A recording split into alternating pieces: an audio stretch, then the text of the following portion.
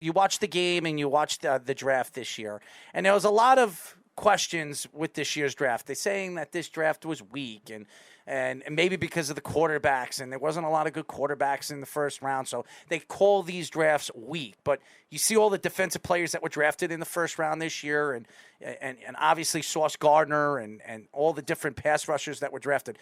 When you look at this year's draft from last year's draft, do you think that this draft was weaker than it was last year because there wasn't a great top end quarterback in this year's draft class? How would anybody know that? They have not put on pads yet. Right. They have not put on pads. They have not played a game. Mm-hmm. Yeah, but projections are whatever you want them to be. But no, I mean, I think if you ask any scout or GM or even players, I remember what any NFL player who's been around a long time will tell you this: the first day the rookies show up, it takes 5 minutes to know which one they're going to be on this team or not. It takes 5 minutes. You could tell during warm-ups the way they walk or the way they go over bags. You're like, oh, this kid can't play dead. And we can project, and that's fun and all. But like Mike Tomlin, this is not football. This is football-like. So you don't know what these kids are going to be until they put on pads and until they turn on the lights. When they turn on the lights, things change. So, who's the kid that got drafted first? The defensive end that Trayvon Walker. Yeah. The kid he's a great college football player, so it should translate. It should never 100%, right? But enough analytics and enough film watching, and he looks the part, he talks the part, he sees the part. But he was not supposed to be the first pick. You know what I mean? Like he came out of nowhere, and Jacksonville was like, "Yeah, that guy," right? So that is projections. And ask me this question next year. Okay. Came out of nowhere. That's a good assessment of the Jaguars draft room the last couple of years.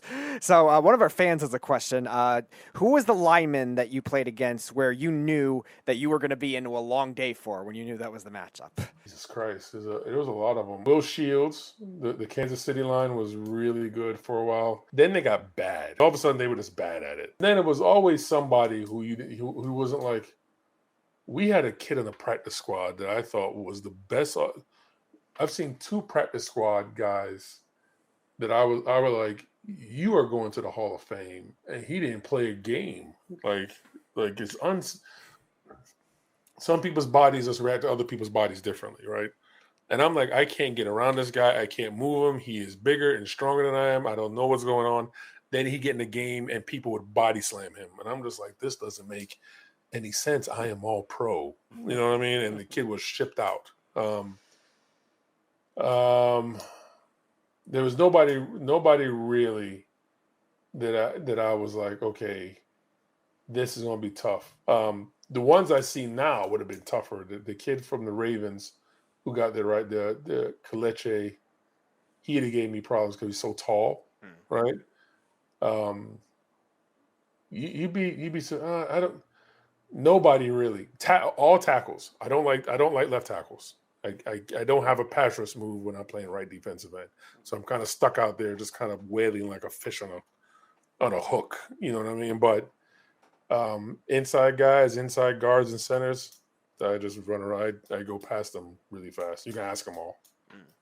As everybody knows, we are talking to former Broncos, Ravens, and Jets defensive lineman Trevor Pryce. Trevor, I'm looking at your numbers right now, and when you talk about Hall of Famers, and it's true, you even Warren Sapp, you mentioned Warren Sapp.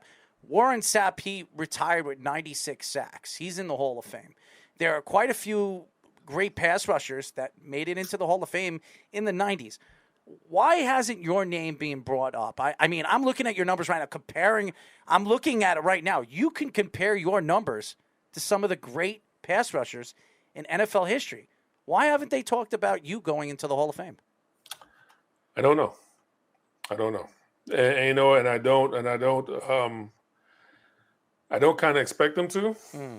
For some reason, I just don't. You know, I think some of that stuff you had to have been good with media. You have to have been good with kind of the business of football. I wanted to be good at my job, and I was like, "There's nowhere in my contract that says I'd be good at anything else. I want to go home. I don't begrudge anybody over it at all. I really don't, and there will never come a time where I'm banding it or that kind of thing. But I believe someday they'll nominate me. Like, hey, wait a minute, That guy, Trevor Pryce, dead? 91 sacks. Put him up there. Let his son do it. It's pretty amazing, Trevor. I'm looking at your Yeah. numbers right now, and I have 6 guys, six of the great pass rushers of the last 25 years, and your numbers are very similar from all of them. So it's crazy. I missed 2 seasons. Yep. Yeah. You still had a long career. I mean, anything over 12 years, 13 years is NFL. You know, it's to me, it's Hall of Fame like. I could have kept playing. Too. Yeah. I could have played for the Patriots my last year. I said no. Bill flew me in. I said no to the Raiders and I said no to the Patriots. I was retired, and they were like, "Please." I was like, "Man, I'm walking my dog. No, I can't." I could have gone back. I was in shape too. I kind of stayed in shape, thinking I might go back, and then the reality hits you. Like, Yeah. wait, we're playing Sunday? Oh no, I'm not ready for that.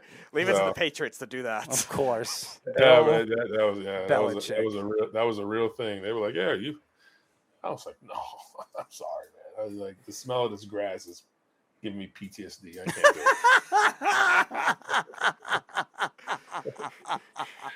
it. I can't do it. I can't do it, guys. I'm sorry, Bill. I had to sneak out of Oakland. And literally sneak out. They like measured me from like my pads, and they were like, "Where's Trevor?" Trevor went home. He's walking his dog. Swear to God, I was in Oakland. They were like, "Yo, you're playing Sunday." I was like, "Yeah, man, you gave him go to my hotel and grab my stuff." I went to the airport. You said to the black hole fans, "No, I'm going down a little black hole. I'm not playing for you guys." That old facility they had in Oakland, man, it was black. It had no windows inside of it. Oh man, what the hell is this, man? It's so funny you mentioned Oakland and Curtis Martin. I always bring up the story. Every ex-NFL player, Taba Lee, we were talking about it. And I became pretty close with Curtis Martin because I've worked with him at a bunch of these concussion things that he does out here on the island. And he told me, I said, where is your favorite place to play? He says, I can't tell you my favorite place, but I can tell you the worst place I played. And he told me Oakland. He says, that place, the fans, when you're in the locker room, you feel like the locker room's going to collapse. Yeah, it's a raggedy stadium, man. It was bad. And we are in Denver. We played them twice a year, so we always get that early game on the baseball field. It was brutal, man. It was just brutal, man. It was like, God, y'all can't get this together. It's a $1 billion enterprise. Y'all can't do better than this. So it was bad. I could see how Richard Seymour was like, they were trying to pay him all the money. He's like, I ain't going. I'm serious. I could see it, man. But he went. They paid him all the money, and he went. And he's like, I want to go. Of course he went. Money talks. Money talks. Everybody knows that. Every time. Yeah. So. Yeah, so Richard Seymour decided to leave the Patriots for the Raiders, and you decided to leave both teams. That was not his doing. He was traded. I remember it like it was yesterday.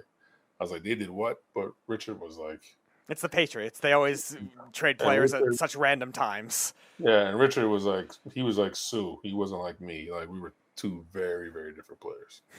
So we're seeing a lot now, speaking of trades, a lot of this offseason, we're seeing these quarterbacks and wide receivers now in particular have a lot of power. Devontae Adams, speaking of the Raiders, to there, Tyreek Hill, Miami, guys like that. Can you see it to the point where with those particular positions or even just superstars in general, it become more of a player-run league as a result?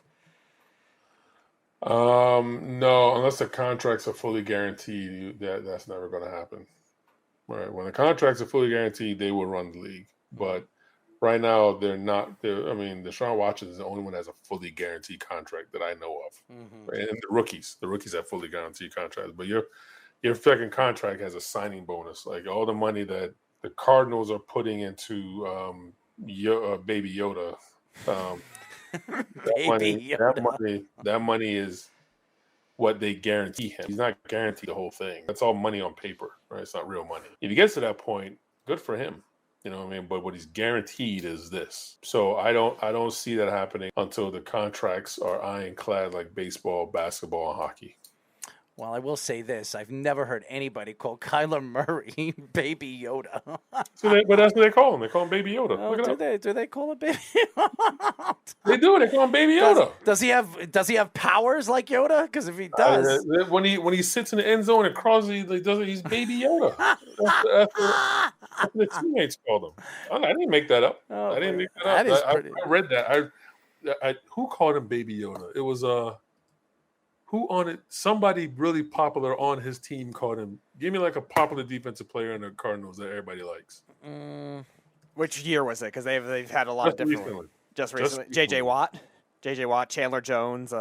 Chandler Jones, I think, calls him Baby Okay. Yoda. That sounds like Chandler Jones. Yeah. That's something that Chandler Jones would say. Baby Yoda. Yeah. I would believe he said that. Look it up. Yeah, look up Kyler Murray, Baby Yoda. Baby Yoda. They probably needed a lightsaber his rookie year Baby with how Yoda. bad his offensive line was. Yeah, there you go. All right, over here. Let's see who left him a nickname. Hold on a second. Chandler Jones. Resulting Hail Mary resulting touchdown dubbed the Hail Mary. That's what made it. That's what made them call wow. Okay.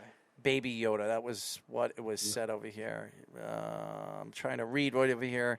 It was against Jacksonville. Actually, it was Kyler Murray broke out a Yoda pose celebrating touchdown he scored on Sunday. He scored it against a beautiful fake against Jacksonville. So they call him. The reason I remember because I laughed very loud when I saw that. Was that they called the man Baby Yoda. he does look like, he is small, but A Yoda. He looks yeah. like it. But it's crazy how him as a quarterback, these offensive linemen, some of them are like 6'8", 6'7". How the hell does he see over that offensive line and throw with accuracy? He sees through it, and he sees flashes of what's around him. It's really bizarre. Like it's a legitimate question. Like how do you do this? Mm-hmm. It's a legitimate question. I played against Doug Flutie at the end of Doug's career, but Doug always rolled out and kind of jumped and threw the ball. Kyler Murray, I don't know how he does it. Man is 5'8" or whatever he is, and his offensive guards are 6'5", so he sees pieces of the ball or whatever. I don't know. It's a legitimate question. You're talking to an NFL player, and I can't answer it. Now, Doug Flutie was one of the nicest people I've ever met. I met him at Miami. Doug was greatest. Doug was so cool. Yes, such a nice guy. His family's great too. I had a conversation with his wife, and very, very nice guy. And his brother and him play in a band, so that was fun. That was fun watching him sing in the band. After the interview, I said, maybe you should check me out singing. I was like, are you going to scare me away? That sounds like something Doug would do. Yeah, he is. He's one of the nicest people you'll ever meet. Doug could talk to you for hours. He talked to me for like 40 minutes while everybody was trying to talk to him. He was talking to me about the quarterback position and some of the camps that he's doing. Very, very, very nice guy. So, Yeah, man. Good for him.